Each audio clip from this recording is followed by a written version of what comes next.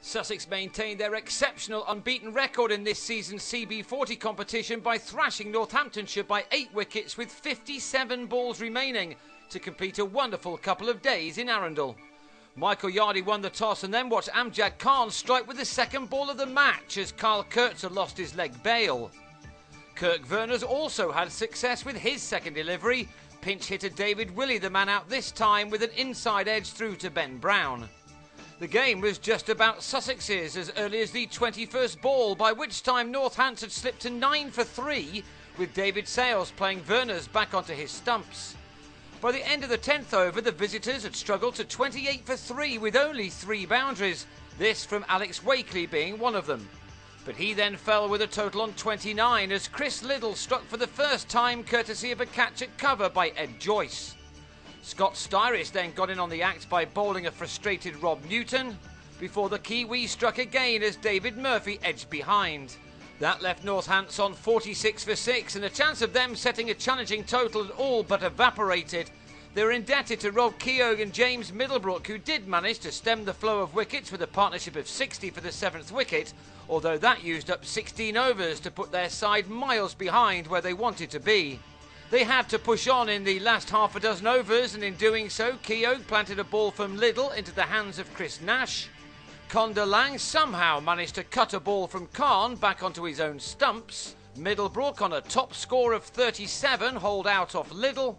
And a third wicket fell with a total on 129 as Ollie Stone nicked Liddell behind as the left armour finished with fine figures of 4 for 21.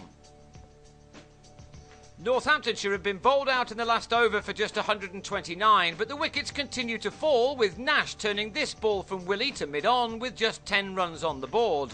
Sussex, of course, had plenty of time to get the runs, and so Ed Joyce and Luke Wright could afford to get themselves in. Not that that meant that they didn't hit the odd ball to the ropes to avoid getting bogged down. Wright was out for 13 with the score on 34 in the 10th over, spooning a catch to Dave Burton at long off, but Murray Goodwin decided to win the game in a hurry when he came in. Middlebrook was driven for a 6, while plenty of other boundaries followed in an innings which was at odds with the rest in this match. The pitches at Arundel this year have been very bowler-friendly, not surprising given all the rain that we've had, but Goodwin put that to the back of his mind as he delivered one excellent shot followed by another, including 3 fours in 1 over, as Sussex now race towards their target, helping their net run rate along the way.